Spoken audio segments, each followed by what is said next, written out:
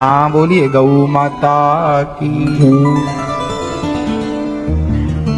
गौरी गोपाल गौशाला जाया करो। आप अपने घर में गाय नहीं रख सकते तो एक गौ माता गौरी गोपाल गौशाला में अपनी ओर से रखो, गौदान करो। आपके नाम की गाय की सेवा यहाँ होगी। ये दास अनिरुद्ध खुद आपकी गाय की सेवा करेगा। जो खाएगी पिएगी आप उसका जो सहयोग करते हैं वो पुण्य आपको जाएगा। गैया रहेगी गौशाला में पर रहेगी आपकी, तो आप घर में नहीं रख सकते तो गौरी गोपाल गौशाला में एक गाय को गोद लीजिए, तो गाय की सेवा का पुण्य तो मिलेगा। गाय की सेवा जरूर करनी चाहिए। भगवान कृष्ण को अवतार लेना पड़ा गाय की सेवा के लिए, पर आप आए हो और नहीं करके जाओगे तो फिर क्या करोगे। इसलिए ये दास अनिरुद्ध तो गायों की सेवा करता है। 300 से अधिक गौ माता है गौरी, और हमारे यहाँ गाय ही नहीं, हमारे यहाँ नंदी भी है। और ऐसे नंदी हैं कि आपने देखे कम होंगे बाजार में। ऐसे गौरी गोपाल गौशाला कौन कौन गया है भाई? पास में गौरी गोपाल गौशाला गए हो ना, नंदियों का दर्शन किया है? अच्छे हैं।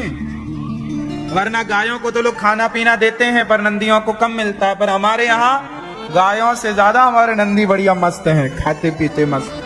सारे नंदी तगड़े हैं, हाँ या ना? और हमारी गौ माता भी नंदियों से कम नहीं है। हमारी गौ माता को देख के बाजार में जो नंदी घूमते हैं वो भाग जाते हैं।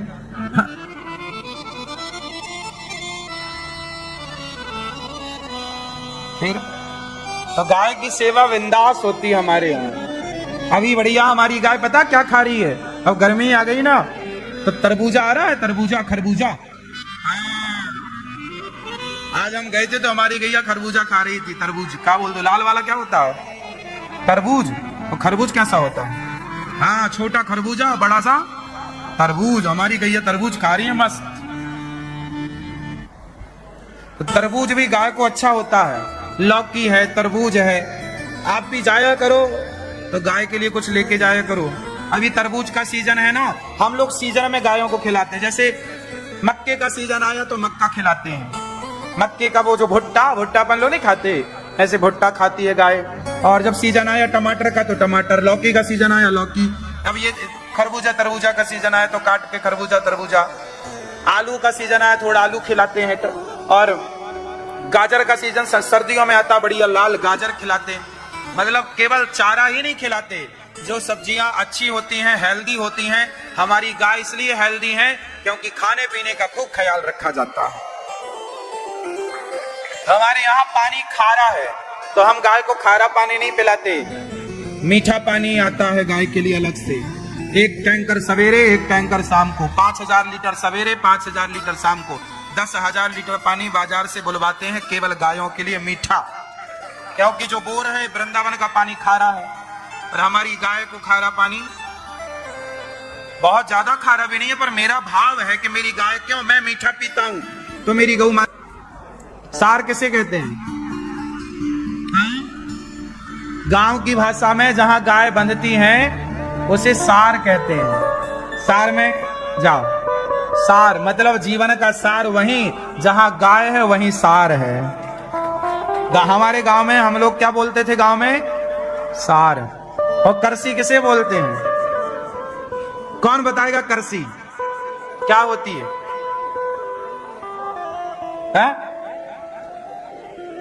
हाँ, जहां गाय बंधती है ना, तो गाय जब बंधती है तो जब भूसा इत्यादि खाती है ना, तो भूसा और वो गोबर तो कुछ आप उठा लेते हैं, पर कुछ गोबर जाके भूसे में, गिरा हुआ भूसा उसमें मिल जाता है। और वो जो बारीक कचरा होता है गाय का, गोबर का, भूसे का, सब चीजों का, उसे जो बचता है उसे करसी कहते हैं। बचे हुए कचरे को वो खेतों में डाला जाता है, एक प्रकार की खाद है। जैसे गौरी गोपाल गौशाला में आप जाएंगे तो जहां आंगन में गाय दौड़ती है, चलती है ना, तो वहां गोबर तो उठा लिया जाता, पर गोबर उठाने के बाद भी गोबर का कुछ कण रह जाता है। तो रहते रहते महीनों में मात्रा अधिक हो जाती है, तो आप जाके देखेंगे तो गोबर बारीक बारीक सा होगा, उसे करसी कहते हैं। हमारी हिंदी भाषा, सामान्य भाषा में प्रत्येक चीज का एक एक नाम है। देखो गोबर अलग है, भूसा अलग है, और जो गोबर का बारीक कण बचता है उसे करसी। ये हमारे यहाँ की भाषा है, आपकी भाषा कुछ और हो सकती है। हाँ, तो हम लोग गायों की सेवा किए हैं ना, तो उस गायों की हर चीज से परिचित हैं। तो गौ माता को क्या पसंद है, वो पसंद आप याद रखिए, ख्याल रखिए। हमारी गाय को ना हम बाजार से दाना नहीं बलवाते, अपना खुद चने खरीदते हैं, गेहूं खरीदते हैं। हमारी कुछ मैया लोग गेहूं लेकर के आई दान करने, एक मैया 40 कट्टा गेहूं लेकर आई। तो चना, गेहूं, जौ और मक्का, ऐसी कुछ और चीजों को चक्की में डालकर दलिया बनाया जाता है, और वो दलिया गाय को खिलाया जाता है ना। ये रोज का खर्चा है, मतलब गायों को सैकड़ों कुंटल दलिया रोज, चारा रोज सब लगता है। आप भी सेवाओं से जुड़े गौदान जीवन में जरूर करें।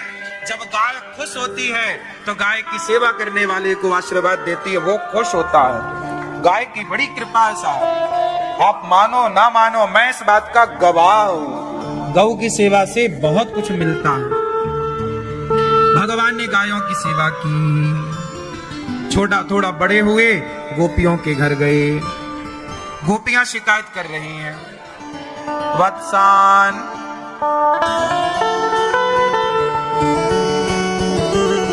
वत्सान मुंचन क्वचिद समय प्रोस संजाते हासा स्तेयम स्वादवत्यथ दधिपया कल्पितैः स्तेययो गई।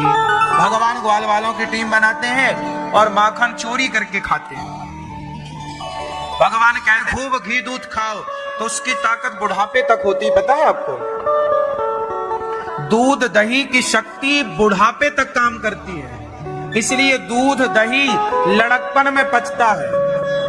खूब घी खवाओ बच्चों को, खूब दही खवाओ, खूब मक्खन खवाओ, वो आज खाएंगे तो लंबा टाइम तक चलेंगे।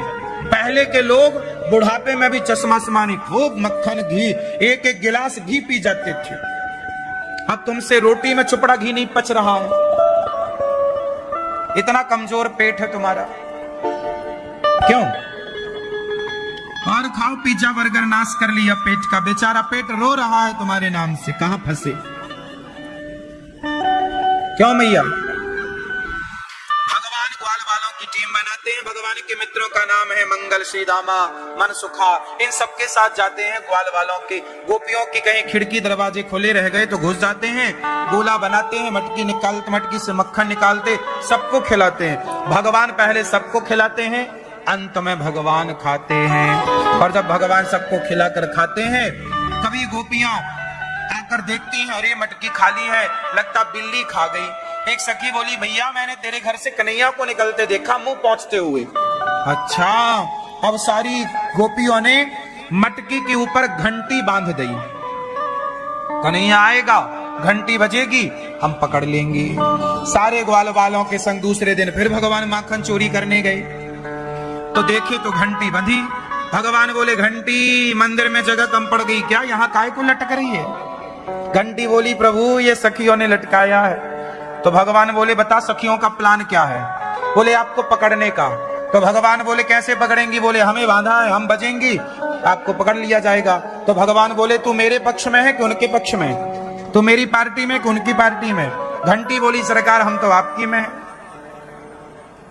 तो भगवान बोले, साथ निभाएगी? हाँ। तो भगवान बोले, चुपचाप बंधी रहना, बजना मत। जी सरकार, नहीं बजेंगे। अब भगवान ग्वाल वालों का गोला बनाए, मटकी के ऊपर पास चढ़े, पास पहुंचे, मक्खन का लौंदा बनाया। छींका जानते हैं? मटकी कहाँ रखी जाती थी पहले? छींके पे ऊपर एक रस्सी का बनता था छींका, उस पे मैया रखती थी ताकि बिल्ली बिल्ली ना पहुंचे। वो ठाट पर बंधती थी। ठाट समझते हैं? म्यारी समझते हैं? म्यारी, म्यारी क्या होती है? क्या म्यारी समझते हैं? हाँ, म्यारी समझते हैं? म्यारी क्यों? आप में से कोई बूढ़ा है? क्यों म्यारी समझते हैं? म्यारी नहीं। बता रहे म्यारी क्या, सुनो। पहले खपरेल वाले घर बनते थे, खप्पर वाला।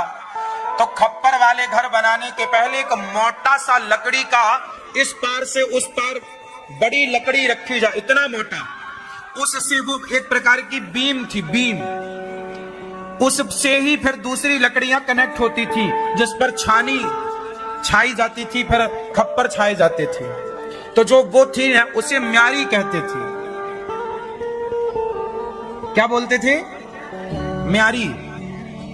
उस पर एक ऐसा गड्ढा खोद के, मतलब उसमें लकड़ी में काम करके 3 एंगल लगाए जाते थे, ऐसे, एक सीधा, 2 ऐसे, फिर उससे ठाट चलता था, ऐसे ऐसे। जून्हा किसे कहते हैं? जून्हा।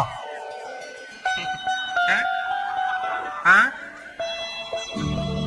जूना समझते हैं? सब भूल गए? बताओ, हमारे शास्त्रों में ये सब परंपराएं थी पुरानी, अब बातें भूल जाओगे तो कल को इनका अर्थ करेगा कौन? सब भूल जाओगे। जूना समझते हैं? पहले जब खप्पर वाले घर होते थे ना, तो बांस का वो बांधते थे, तो बांधने के लिए रस्सी नहीं होती थी, बांधने के लिए तार नहीं होता था, जंगल से एक प्रकार की लकड़ी लाते थे जिसकी पत्तल बनती थी, पत्तल, दोना पत्तल बनता था, उसकी लकड़ी लाकर उसे कूटते थे, फिर कूट कर उसको छीलते थे, तो वो जून्हा कहलाता था। उसको पानी में डालते, वो जितना पानी में डलता था उतना मजबूत होता था, ठाठ उसी से बांधा जाता था। ठाठ समझते हैं? ठाठ समझते हैं? ठाठ क्या होता है? मतलब खप्पड़ डालने के पहले ना जो स्ट्रक्चर तैयार होता है ना, उसको बांधते थे। तो तार से नहीं, पहले तार नहीं अवेलेबल था और रस्सियां भी नहीं, रस्सी इस प्रकार की नहीं, रस्सी पहले नारियल वाली रस्सी होती थी, लेकिन नारियल की रस्सी भी ज्यादा टिकती नहीं थी, कमजोर थी। तो हमारे बुजुर्गों ने ठाठ किससे बांधते थे पता है? जून्हा से। और आश्चर्य मानेंगे, जून्हा से बंधा हुआ ठाठ 20-20 साल तक चलता था। 25-25 साल तक उसका मजबूती देखिए, 25-25 साल तक उसकी मजबूती रहती थी। 25-30 साल बाद लोग उकसवा के, उकसना समझते हैं? उसको निकाल के फिर बांधा जाता था। बांस यदि खराब हो गया तो बल्ली बदल दी जाती थी। फिर पहले के जमाने में किसान लगभग हर साल, हर बारिश के पहले लोग अपना ठाठ छाते थे, मतलब खप्पड़ कुछ टूट जाते थे, खिसक जाते थे बंदरों के चलने से, उसको फिर जहां जून्हा टूट जाता था उसे बांधते थे। दीपावली में पुताई होती थी, तो आजकल ब्रश आते हैं, पहले ब्रश नहीं आते थे, उसी जून्हे से पुताई हो, जून्हे का ब्रश होता था, उससे हम लोगों ने खूब पुताई की है मंदिर की, चूना की पुताई उस ब्रश से की है। आजकल ये ब्रश आता ये नहीं, वो जंगली ब्रश। ये सारा दौर हमने खूब देखा है, ठाठ कैसे बंधते हैं, खप्पड़ वाले घर कैसे बनते हैं, कैसे उनको छाया जाता है। खप्पर वाला, हमारे गांव में आज भी खप्पर वाले घर हैं। हमारा तो सारा लड़कपन खप्पर वाले घर में गुजरा है। बारिश होती थी ना तो पूरा घर चूता था, मतलब टपकता था, पानी गिरता था। तो कहीं जग लेके यहाँ लगाएं, कहीं ये बर्तन यहाँ लगाएं, पूरा घर में घर टपक रहा है। लेकिन वो किसान भगवान से यही प्रार्थना करता है, प्रभु इस सीजन में अच्छी बारिश होनी चाहिए, भला हमारा घर। हमारे देश में तमाम यज्ञ होते हैं केवल इसलिए कि इस बार अच्छी बारिश हो, अच्छा मानसून हो। अच्छी खुशहाली तब होती है जब अच्छी बारिश, ताकि सारा पानी तालाब में इकट्ठा हो। वही तालाब का पानी वो पूरा पिया करते थे, पानी तालाब का पीते थे, वही पानी से घर में दाल। मेरे देखते ये नालियों ने बिगाड़ दिया। पहले वॉशरूम, स्नान घर में कोई बनाते ही नहीं था, अलग व्यवस्थाएं थी सब चीजों की। पहले के लोग ज्यादा सिस्टमैटिक थे, आज के लोग ज्यादा होशियारी के चक्कर में सब बिगाड़ बैठे। अब तुम्हारे पास पीने तक का शुद्ध पानी नहीं है। पहले के लोग अनपढ़ थे पर अपने लिए पानी तालाब बना के रखते थे। तालाब का पानी कितना सुंदर स्वच्छ। भारत की रूपरेखा अच्छी थी, बनावट अच्छी थी, डिजाइन अच्छी थी, सब बढ़िया था। आप लोग भी पुरानी बातों को कभी याद किया करो, पुरानी चीजों को भूलना मत। जो गांव की शब्दावली है भूल मत जाना, पुरानी बातें जरूर किया करो, पुराने शब्दों को जरूर याद किया करो। करछली समझते हो? झरिया समझते हो? संसी समझते हो? संसी क्या होती है भैया बताओ, संसी क्या होती है? हाँ, दाल की उसको पकड़ने वाली ऐसी होती थी ना, ऐसी गोल होती थी, ऐसे उसकी मुंह पकड़ के उठा के बर्तन रखा जाता था, उसको संसी कहते थे, लोहे की होती थी।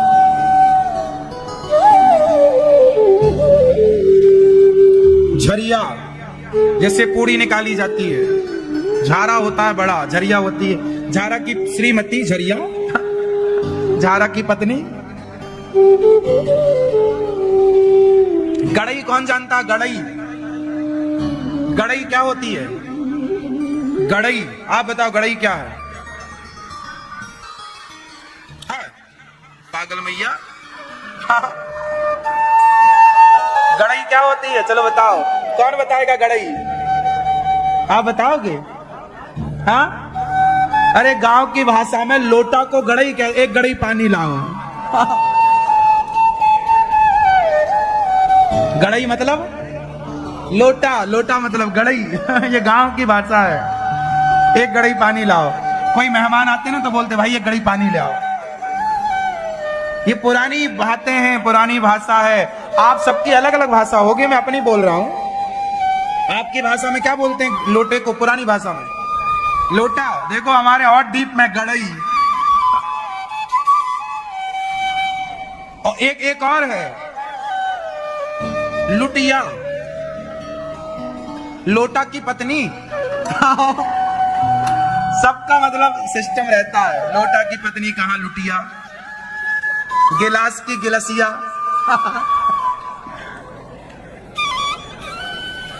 थाल की टठिया।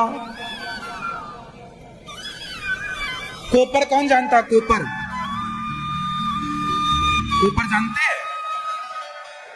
कोपर जानते हैं? कोपर नहीं, वो पीतल की इतनी बड़ी थाली जो होती है, कांसे की, अब शादियों में चलती है वो, इतना बड़ा ना। पुराने जमाने में ज्यादा बड़ा परिवार, उसी में आटा गूंथा जाता था। परात होती थी, उसे कोपर कहते हैं गांव में। कोपर ले आओ। सबके नाम बढ़िया, बिंदास। गांव की भाषा बिंदास होती है, मजेदार। आप भी कभी अपने गांव की बातें, पुरानी बातें, अपनी हिंदी से प्यार करो। सुनो, ज्यादा अंग्रेज ना बनो, अपनी भाषा में थोड़ा जाया करो, अपनी भाषा में थोड़ा बातें किया करो, अच्छा लगेगा।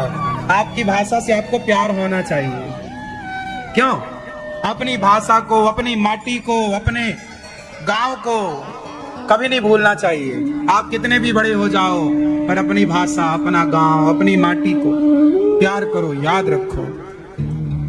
बोलिए भारत माता की जय। विविधता से भरा हुआ भारत है हमारा। कोस कोस में पानी बदले, चार कोस में वाणी। कोस कोस में पानी। हमारे यहाँ के हर गांव के पानी का स्वाद अलग है, हर गांव की वाणी अलग है, हर गांव की भाषा अलग है। क्यों जी? हर गांव की भाषा अलग है। पंजाब में भी पंजाबी बोली जाती है, लेकिन इस गांव की भाषा में दूसरे गांव की भाषा से अंतर है। वहां कुछ और बोलने का तरीका है, वहां कुछ और बोलने का तरीका है। हरियाणा में हरियाणवी है, पर हरियाणवी इस गांव की भाषा अलग है, पर उस गांव की अलग। जरा ही सही पर अंतर होगा जरूर। क्यों? ये बात सही है या गलत है? महाराष्ट्र में महाराष्ट्रियन बोली जाती है, लेकिन एक गांव से दूसरे गांव की भाषा में अंतर जरूर होगा, थोड़ा बहुत, रत्ती भर होगा। भगवान का माखन चुराना, मटकी तोड़ना, गोपियों घंटी बांध दी, गोपियों ने, भगवान माखन चुरा रहे हैं, सबको मक्खन खवा रहे हैं, घंटी बज ही नहीं रही।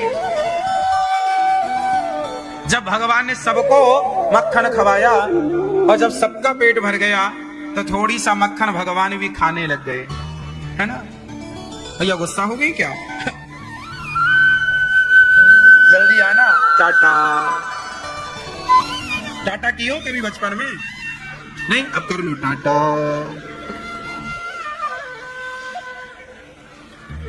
हम लोग करते थे, गांव से बस निकलती थी तो सड़क में बच्चे थे, सबको टाटा टाटा।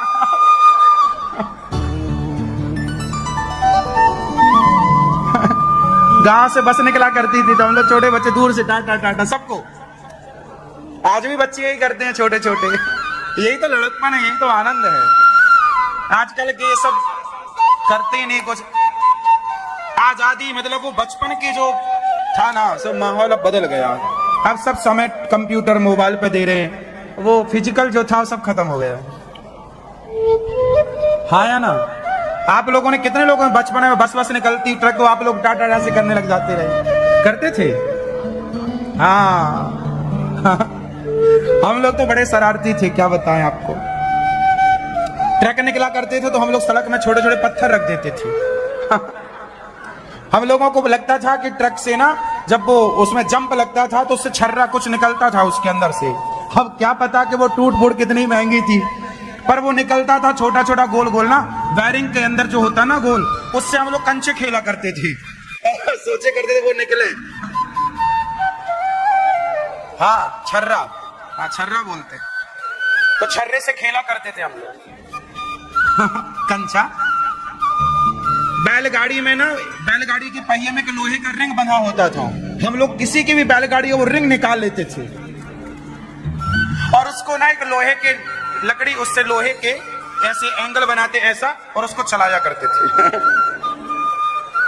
चक्का लोहे का किस किस ने चलाया है बताओ बचपन में? साइकिल का चक्का तो सबने चलाया है, पर लोहे का रिंग जो होता है ना बैलगाड़ी वाला, वो उसको ना लोहे की तार से बनाते थे हम लोग, उससे चलाते थे।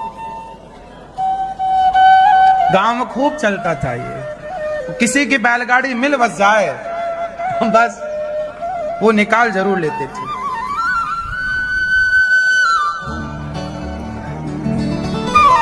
तो भगवान ने सारा मक्खन खिलाया और घंटी नहीं बजी। अंत में भगवान मक्खन खाने लग गए, और जैसे ही भगवान ने मक्खन खाया घंटी टन टन टन टन टन टन करके बजने लग गई। भगवान बोले घंटी काय को बज गई? तूने मना किया था ना। भगवान घंटी बोली प्रभु जब ये जगत के लोग खाएं तब मेरा बजना जरूरी कहाँ है, पर जगन्नाथ भोग लगाएं और मैं ना बजूं। गोपियां आती हैं और भगवान सारे, जैसे गोपी आई नीचे वाले ग्वाल वाल सड़क गई और भगवान मटकी पर लटके रहे। कन्हैया, गोपियां बोली दारी के अब तो को हम सबने पकड़ लिया, अब तू भागेगो कहाँ जावेगो? कन्हैया बोले सखी पहले नीचे तो चल, तेरी मैया से शिकायत करेंगे। सखी एक बार माफ कर दे, अब ना मक्खन चुराऊंगो, अब तेरे घर बिल्कुल ना आऊंगो। ना ना लाला ऐसो मत बोल, मेरे घर आएगो तू जरूर। तो फिर काय को शिकायत करे? अच्छा मैं तेरी शिकायत ना करूंगी, बस तू एक बार मुझको नाच के दिखा। गोपियां शिकायत थोड़ी करती थी, शिकायत के बहाने भगवान का दर्शन करती थी। भला गोपियां ये कैसे कह दें कि कल से मेरे घर मत आना?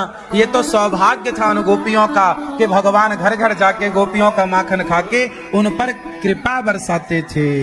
जिनका मक्खन खाते हैं उन पर कृपा बरसा रहे हैं। ये तो कृपा है। अब बड़े प्रेम से भगवान गोपियों के घर मक्खन खा रहे हैं और गोपियां गोद में बिठा के खिला रही हैं, कभी नाच रहे हैं। जगत को नचाने वाले गोपियों के प्रेम के आगे नाचते हैं। ताही यहीरी की छोहरियां छछियां भरी छाछ पे नाच नचा। भगवान वो मिट्टी खाते हैं। मैया बोली चौरे लाला तने माटी खाई मुंह खोल आ। इतने से मुंह में पूरा ब्रह्मांड दिखाते हैं। माँ यशोदा के पूर्व जन्म की बात बताई। सुखदेव भगवान ने कि यह धरा थी, संतों की सेवा करके कृष्ण जैसे पुत्र को पाया। एक दिन मैया ने कन्हैया को उखल से बांधा, पर 2 अंगुल रस्सी बही। भगवान ने सारी मटकियां तोड़ दी, तो मैया ने गुस्से में उखल से बांधा, पर 2 अंगुल रस्सी कम पड़ गई। जब भगवान ने कृपा करी तब भगवान को मैया यशोदा बांध सकी। बिना कृपा के भला भगवान को कौन बांध सकता है? एक सुखिया नाम की माता थी, वो फल बेचा करती थी। भगवान आज उसके हाथ से फल लेते हैं। उसने कहा बेटा कुछ दोगे धान? तो भगवान ने चावल के बोरे में हाथ डाला और लेकर आए। खाली हाथ जरा सा बचा होगा दाना पूरी, तो रास्ते में बिखर गए चावल। ऐसे झड़ा दिया तो इतने से दाने जाकर गिरे। और जब वो पोटरी बोली इतना ही, बोले हाँ इतना ही, जब वो घर ले गई तो उसके दाने कई गुना बन गए, सोने चांदी हीरे मोती के रूप में तब्दील हो गए। भगवान ने सुखिया को खूब सुख दिया। एक दिन भगवान को मारने कंस ने अघासुर को भेजा। अघासुर कौन है? एक राक्षस सांप बन के आया, सर्प के रूप में आया। भगवान ग्वाल वालों के संग खेल रहे थे, माखन रोटी खा रहे थे। भगवान जब गैया, भगवान बछड़े थोड़ा बड़े भाई ना, तो बोले मैं बछड़े, बलदाऊ भैया गैया चराते थे और कन्हैया बछड़े, बछड़े और बछियां, जो छोटे छोटे बछड़ा बछियां हैं वो चराने जाया करते थे। तो भगवान बछड़ा बछिया चराने गए। एक दिन की बात है कि जंगल में एक दिन भगवान बछड़े चर रहे हैं और सारे ग्वालवाल बोले आज मेरी मैया ने ये भेजा है, मेरी मैया ने ये, तो कोई हलवा खा रहा, कोई रोटी, कोई पूड़ी, कोई कुछ, कोई कुछ, कोई कुछ। तो भगवान को सब लोग खवा रहे हैं। पर भगवान के एक मित्र में मित्र था मंगल, बेचारा बड़ा गरीब था। उसके मन में विचार आया कि काश मैं भी कुछ लाया होता तो कन्हैया को अपने हाथ से खिलाता, पर लाया तो हूं नहीं, कुछ नहीं लाया। अब भगवान को उसने खिलाया नहीं, केवल खिलाऊं ऐसा भाव आया। उसने मन में क्या सोचा कि मैं भी लाया होता तो कन्हैया को अपने हाथ से रोटी पूड़ी खिलाता, पर चूंकि लाया तो था नहीं, पर लाया होता, ये भाव आया। तो भगवान भावग्राही जनार्दना, भगवान उसके भाव को समझ गए। भगवान उसके भाव को, सोचिए कि आपके अंदर जब कोई अच्छा विचार आता है, आप वो विचार पर अमल करते हो या नहीं, पर जब अच्छा विचार आता है तो अच्छा विचार आते ही भगवान आपके स्वभाव को समझ लेते हैं। जैसे आप वृंदावन नहीं आए, लेकिन वृंदावन आने का भाव आया, हे प्रभु मैं भी वृंदावन जाती, मैं भी वृंदावन जाता, मैं भी गिरिराज जी की परिक्रमा लगाती या लगाता, मैं भी बिहारी जी का दर्शन करती करता। लेकिन क्या हुआ, आपका भाव तो है पर आप आ ना सके। लेकिन जब भाव बना तो भगवान ने देर सवेर आपके भाव को पूरा किया और कैसे कैसे करके जुगाड़ कराया और आपको बुला लिया। इसलिए पहले भाव, जब तक आपके अंदर भाव नहीं होगा तब तक प्रभु कैसे?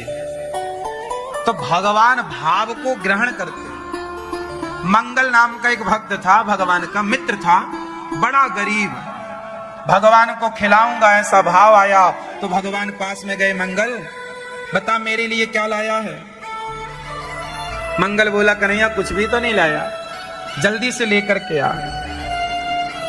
मंगल दौड़ा दौड़ा घर गया, माँ माँ क्या हुआ बेटा? भैया मेरे लिए क्या बनाई हो? कन्हैया ने मांगा है, आज मेरे हाथ से कुछ खाना चाहते हैं प्रभु। मैया बोली बेटा अपन तो गरीब लोग हैं, अपने घर में रोज रोज भोजन तो बनता नहीं है, परंतु परसों मैंने कढ़ी बनाई थी, परसों की बासी कढ़ी रखी है, तू कहे तो मैं दे दूं। मंगल बोला कुछ ना ले जाने से अच्छा है कुछ तो ले जाए। अच्छा गरीबी इतनी थी कि उनके घर में रोज भोजन बनता ही नहीं था, कढ़ी बनी कभी। तो बेचारी माँ ने बर्तन माटी का उठाया, मिट्टी के घड़े में छोटा सा घड़ा, उसमें मिट्टी के बर्तन में कढ़ी भर के दे दी। मंगल कढ़ी लेकर जा रहा है, सब तो बढ़िया खीर पकौड़ी रसगुल्ला रसमलाई दाल रोटी चावल सब लेकर आए थे, लेकिन ये कढ़ी लेकर जा रहा, वो भी बासी, 2 दिन पुरानी। अब मंगल बेचारा रास्ते भर सोचता गया ये बासी कढ़ी है। बासी कढ़ी ना खट्टी बहुत हो जाती है, कढ़ी जितनी पुरानी होगी उतनी खट्टी होगी। और अच्छा एक बात और बताएं आपको कि कढ़ी बासी ही अच्छी लगती है, परसों की नहीं, पर सुबह बन जाए तो शाम को बन जाए तो सवेरे। कढ़ी में स्वाद ठंडी होने के बाद ज्यादा आता है, हाँ या ना? अब आप लोग पता नहीं इस विषय को कितना जानते हैं, पर कढ़ी बासी थी और बहुत खट्टी हो चुकी थी। मंगल सोचा ये बासी कढ़ी कन्हैया खाएंगे कि नहीं, बेचारा यमुना के किनारे खड़ा हुआ और सारी कढ़ी खुद पीने लग गया। उसे लगा कि ये बासी कढ़ी कन्हैया खाएंगे कहीं बीमार ना पड़ जाए, और अन्न है तो फेंक भी नहीं सकते, गोरस है फेंक भी नहीं सकते, तो पीने लग गया। देखो अन्न की कितनी कदर थी, पीने लग गया। भगवान ने देखा, क्यों मंगल, मेरे लिए लाया था, खुद डकार गया। जल्दी जल्दी पिया, गट गट गट गट गट करके पूरी पी। भगवान दौड़े दौड़े आए, तब तक उसने सारी कढ़ी नदी में फेंक दी। जो बर्तन बचा, बर्तन में बची वो यमुना जी में। पर मंगल का मुंह फूला हुआ, कढ़ी मुंह में भरी। भगवान ने कहा तूने सारी गटक ली, अब जो तेरे मुंह में है उसे मत गटकना। भगवान ने अपना मुंह लगाया मंगल के मुंह में और मंगल के गालों में ऐसे किया, तो मंगल के अंदर की कढ़ी भगवान के अंदर आ गई। भगवान ने उस कढ़ी का भोग लगा दिया। इस दृश्य को ब्रह्मा जी ने देखा। ब्रह्मा जी को लगा ये कैसा भगवान, उगलन खाता। ब्रह्मा जी को लगा ये भगवान नहीं हो सकता। तो ब्रह्मा जी ने भगवान के सारे बछड़ों का, उतने बछड़ा बन गए जितने थे, उतने ग्वाला बन गए जितने थे, और भगवान को प्यार किया क्योंकि हर बच्चे के रूप में श्री कृष्ण ही थे। गायों ने अपना बछड़ा बछिया को खूब प्यार किया क्योंकि हर भगवान की आज जितनी गोपियां थी, जितने वृंदावन की ब्रजमंडल, वृंदावन में ब्रजमंडल में एक और बात हुई। गर्गाचार्य जी ने कहा भाई सारे लोग अपनी अपनी असली ग्वाल वालों को तो ब्रह्मा जी ने छिपा रखा। हर ग्वाल वाल के रूप में कौन थे? भगवान थे। तो जिस छोरी का ब्याह हुआ वो किससे हो गया? बोलो, भगवान से हो गया। इसीलिए तो भगवान के इतने सारे ब्याह, सबका ब्याह। इसलिए भगवान ने जब रास रचाया तो किसी और गोपियों के संग थोड़ी, वो भगवान की अपनी पत्नियां ही थी, क्योंकि गोपियां भगवान को पति में कुरुते नमः, वो पति रूप में भजती थी, कृष्ण को ही अपना पति मानती थी। एक साल बाद जब ब्रह्मा जी को होश आया, ब्रजमंडल में वापस आए, देखा तो यहाँ पर जस की तस लीला चल रही, वही कन्हैया, वही ग्वाल वाल, आना जाना, बछड़ा बछिया सब। तब ब्रह्मा जी हाथ जोड़ कर आए, कर जोरे हमें अपना ग्वाल बना लो। ब्रह्मा जी ने स्तुति की, नवोमेद्यते भ्रभपुसे तडिदंबराय, गुंजावतंस परिपिच्छल सन्मुखाय, वन्यस्रजे कवलवेत्र विषाण वेणु, लक्ष्मश्रिये मृदुपदे पशुपांगजाय। हे ईड्य, आप स्तुति करने योग्य हैं, आपको बारंबार। ब्रह्मा जी 40 श्लोकों में स्तुति की है, पर भगवान ने क्षमा नहीं किया। जब ब्रह्मा जी ने भगवान श्री कृष्ण का विवाह राधा जी से भांडीर वट में कराया, तब जाके भगवान ने ब्रह्मा जी को क्षमा किया। राधा जी से भगवान का विवाह कहाँ हुआ? भांडीर वन में। जो लोग कहते हैं कि कृष्ण और राधा इनका विवाह नहीं हुआ,